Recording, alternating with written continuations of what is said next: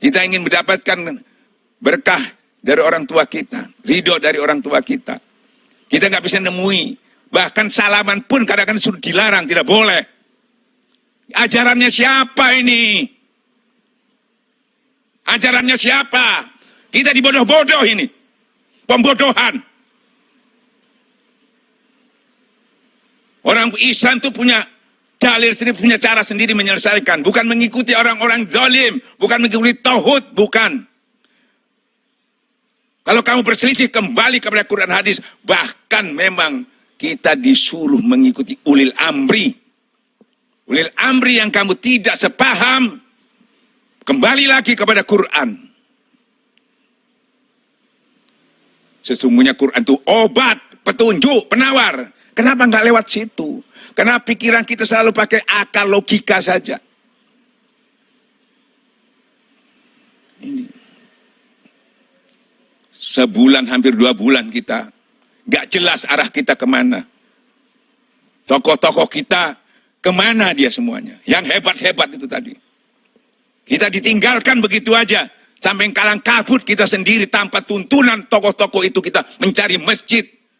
Memaksakan supaya bisa sholat di masjid. Justru tokoh-tokoh itu terus menghimbaukan, menghalang-halangi. Melemahkan keyakinan kita. Melecehkan fadilah-fadilah yang didapatkan di dalam majelis zikir. Fadilah-fadilah kita berkumpul untuk belajar kepada Allah. Dihilangkan. Itu supaya kita tidak yakin. Karena cuma masalah menyelamatkan fisiknya ini. Tapi tidak menyelamatkan iman dan tauhidnya. Tidak menyelamatkan fadilah-fadilah yang harus kita dapat di bulan ini. Yang sebanyak itu dibuka sama Allah. Kita nggak dapatkan. Gara-gara kita mengikuti tauhid.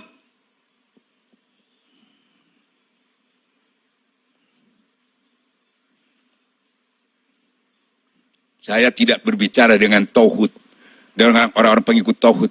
Saya berbicara kepada orang-orang yang beriman, para ulama, para habaib, orang-orang yang berasa memimpin umat. Jangan ditinggalkan kami ini, jangan sembunyi. Kita semua datang ke masjid, ente sembunyi semua di rumah. Kiai-kiainya ulah sembunyi semua di rumah. Kamu biarkan kita terhalang, dihalangi. Kamu diam aja. Mana fatwa-fatwamu yang meyakinkan kita untuk hanya takut kepada Allah? Kita sudah lakukan, ente tidak melakukannya. Contohnya hanya di podium, tapi tidak contohnya di lapangan. Contohnya waktu aman, tidak mencontohkan dalam kesulitan. Allahu Akbar.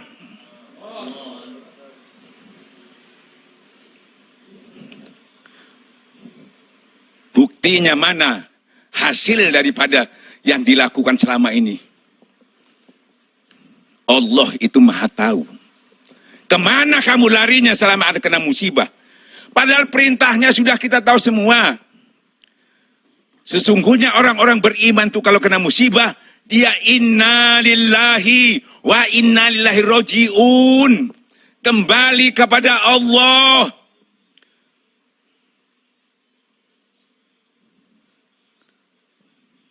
Apa bedanya? Ya, musibah. Ya, kalau sampai tidak hujan. Tidak hujan, pasti orang juga kelaparan. Pasti juga banyak orang meninggal kalau tidak hujan. Karena tanaman tidak tumbuh. Ya toh, orang-orang kekurangan air dan sebagainya. Musibah sama. Apa yang dilakukan kalau sudah ada musibah itu? Berbondong-bondong orang itu ke lapangan. Memohon kepada Allah supaya diturunkan hujan. Minta kepada Allah. Seketika itu juga turun hujan. Selesai masalahnya. Kita masih berkutak, masih berdebat dan sebagainya. Dalil yang semudah itu nggak kita pahami. Allah memberikan sederhana. Kita yang memakai akal pikiran kita. Yang tidak sama sekali ada tuntunannya kepada Allah. Itu yang dipakai. Lebih banyak mengikuti tauhid itu daripada Quran dan hadis. Quran hadis itu cuma dibaca. Yaitu tur iso maca, lus iso dongeng. tapi tidak diwujudkan dalam kehidupan ini. Nih, kita ditinggalkan. Mana orang-orang yang mengaku memimpin umat? Kita semua sholat ini memaksakan diri, memaksa masjid. Mana yang turun? Gak ada. Lari semua, sembunyi semua. Bahkan tetap memberikan informasi menakut-nakuti. Bahkan tetap mengimbaukan di TV, di mana tetap tidak berubah menghalang-halangi. Padahal tadi disebutkan siapa yang lebih zalim. Mengusir, menghalang-halangi orang ke menyebut-nyebut di masjid-masjid Allah itu. Siapa yang lebih zalim? Masya Allah, Masya Allah. Kita cukup sudah waktunya sabar ini. Kita menjerit kepada Allah, mudah-mudahan orang-orang pemimpin-pemimpin yang kita harapkan itu tadi bisa terbuka hatinya, kembali kepada Allah. Kembali kepada Allah, kembali kepada Allah. Jangan sampai jadi ulama su. Ya, jangan sampai jadi ulama su yang takut. Hubud dunia, takut mati. Takut mati karirnya, takut mati kena corona. Gitu. Masya Allah. Para ikhwan yang dimuliakan Allah. Masya Allah, kita mengharapkan orang-orang itu menjadi tuntunan kita. Ternyata kita ditinggalkan. Karena kita dibiarkan. Bahkan dinilai kita itu melakukan itu dikatakan sombong kita. Dikatakan orogan. Dinilai, ditafsirkan begitu. Masya Allah. Ya Allah, ya Rabbi, ya Masya Allah. Tuh, nggak malu kita. Di desa-desa, semua orang ke masjid. Nggak boleh di masjid, di lapangan. Di Jakarta, semua orang memaksakan. Nggak malu tokoh-tokoh itu. Sudah mengalir nggak didengar itu. Yang didengar Allah.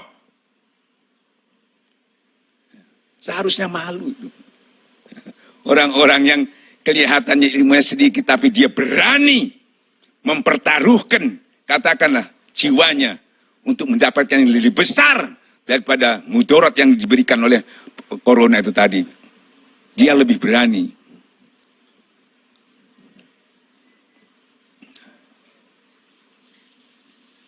Masya Allah. Masya Allah. Sekali lagi khususnya Ikhwan Torekat Korea Naksabendi pada umumnya orang-orang yang beriman, ayo. Jangan lupa segala urusan itu kembali kepada Allah. Bukan syariatnya kita tidak pakai. Dalam situasi yang sulit, keyakinan itu ditingkatkan. Ya, tuh. Supaya apa? Itu sudah sering jelaskan. Supaya iman kita kuat, otomatis iman kita, jiwa kita kuat, bangunlah jiwanya, bangun badannya. Ini badannya tok yang dikuati, yang diinformasi, jangan kena penyakit. Tapi jiwanya yang penuh penyakit. Yaitu penyakit apa? Wahan. Ya, penyakit wahan itu yang tumbuh. Penyakit coronanya dihindari, penyakit wahannya muncul. Lebih bahaya penyakit wahan itu dari penyakit corona. Dan kalau penyakit, jangan takut. Karena Allah itu menurunkan penyakit berserta obatnya. Seperti kalau mati baru. Mati tidak bisa kita diskusikan, nggak bisa. Hatta kamu dalam benteng kuat yang ujung langit, ya, di gedung yang tinggi sekalipun, kamu harus mati dan kamu keluar untuk mencari kematian itu tadi. Bayangkan ketakutan kita, saking takutnya sehingga takutnya tidak melihat ketakutan di dalam cara menyelesaikan masalah. Bayangkan satu, orang sudah ditakuti dengan corona, walaupun belum ada di daerah itu sudah ditakut-takuti. Dan orang mau periksa, itu harus bayar itu. Saya sudah kena apa enggak? Kalau enggak punya uang, kecuali memang ada pemeriksaan langsung. Tapi kalau kita mau periksa langsung itu bayar. Dari mana uangnya? Untuk memeriksa bahwa saya kena apa enggak. Karena harus bayar. Kecuali ada gratis pemeriksa langsung baru nggak bayar. Kedua, takutnya lagi kalau ada yang kena, satu orang aja, ini diisolasi. Satu rumah. Kalau ada bayi itu ada siapa? Terus tutup semua. Gimana? Apa itu solusi? Jadi ketakutannya bertambah. Dan orang yang ketakutan bertambah apa? Nggak bisa kerja, tambah ketakutannya. Kan dia nggak bisa kerja, nggak bisa jualan. Bahkan dipecat lagi. Ketakutannya tambah. Terus mati juga, dia takut karena cara matinya dikubur itu tidak boleh dijenguk, tidak boleh didoakan, langsung dibawa dikubur di tempat tersendiri. Ya tambah takut lagi kan. Jadi semua yang dilakukan menakutkan semua. Karena tidak bersandar kepada Allah. Tolong ulama-ulama dibantu pemerintah ini diberikan keyakinan agama, diberikan solusi lewat agama. Supaya agama yang dijanjikan oleh Allah itu yang beri petunjuk. Dalam langkah-langkah kita ke depan, kalau kita kembali kepada Allah, Allah akan beri petunjuk dan anugerah. Supaya tidak ngawur. Ulama ini yang punya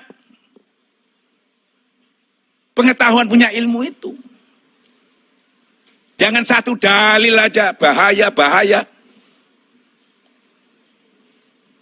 Enak aja, siapapun bisa ngomong, di rumah saja.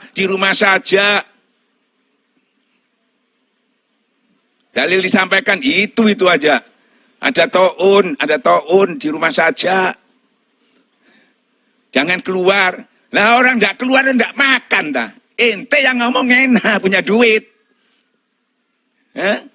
Orang disuruh keluar, tidak boleh keluar. Orang ini kalau punya makanan, kalau enggak. Kita berbicara juga harus pakai logika dong. Kalau ente yang memberi makanan mencukupi, oke. Macan aja di hutan kalau ada makanan dia keluar cari orang itu masuk kampung. Risiko dibunuh dia masuk. Ular apa itu binatang keluar, risiko dibunuh dia tetap karena kelaparan. Apalagi manusia yang punya otak ini, punya akal. Tolong para ulama ini yang menentukan nih keselamatan, karena ulama termasuk mendapatkan amanah dari Allah Subhanahu wa taala. Seperti halnya Rasulullah menyampaikan umati. Maksudnya mengingatkan ulama yang mempunyai fasilitas itu. Termasuk Departemen Agama, termasuk Majelis Ulama. Itu mendapatkan amanah yang khusus sebetulnya karena dia punya otoritas. Umatku. Ya toh. Nah ini umatnya keleleran ini. Mau sholat bingung. Ya toh.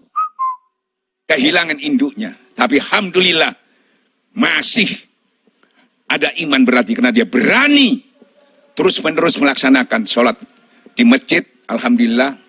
Bahkan sholat tarawih dan sholat id banyak terlaksana, alhamdulillah. Ya tuh. Insya Allah, ini dilihat, disaksikan sama Allah. Ya tuh. Saya kira begitu, mohon maaf, khususnya kepada para pemegang negara ini, khususnya para ulama, bukan kita ini ingin melecehkan sampean semuanya, tapi kita karena merasakan bahwa sampean yang punya kuasa, ya toh, secara negara itu pemerintah, secara keyakinan, secara agama itu ulama. Maka kita menghimbau supaya lebih, ya toh, mengoptimalkan, ya toh, apa yang dia miliki, apa yang dia punya pengetahuannya. Kalau bisa ulama dengan pemerintah bersinergi, masing-masing punya kelebihan untuk bisa mengatur umatnya ini khususnya di Indonesia. Jangan buruk sangka lagi, jangan kita yang menyampaikan ini dikira melecehkan negara. atau melawan aturan, bukan. Ini kan watawasau bil haq, watawasau saling mengingatkan dong. Saling mengingatkan, dianjurkan, bukan tolong menolong dalam kejahatan ini. Ini tolong menolong dalam kebaikan, jangan salah paham.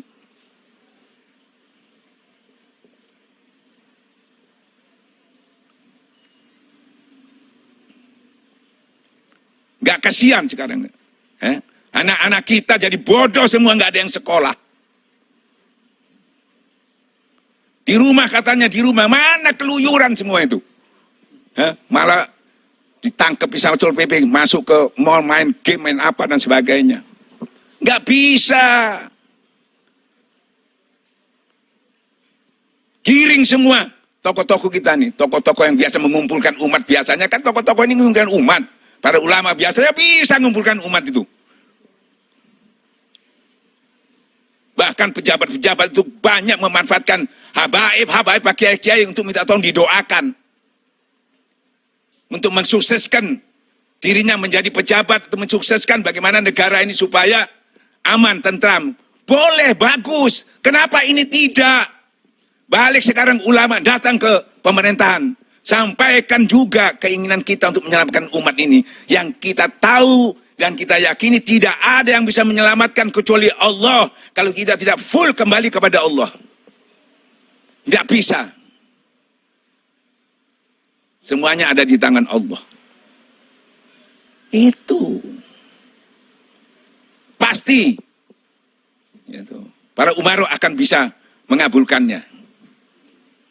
Karena dia juga banyak nggak ngerti, mungkin nggak tahu karena dia bukan ulama. Nah, diberi pengertian, jangan diikuti kalau salah. Jangan diikuti kalau lemah, kalau jangan diikuti kalau mudorot.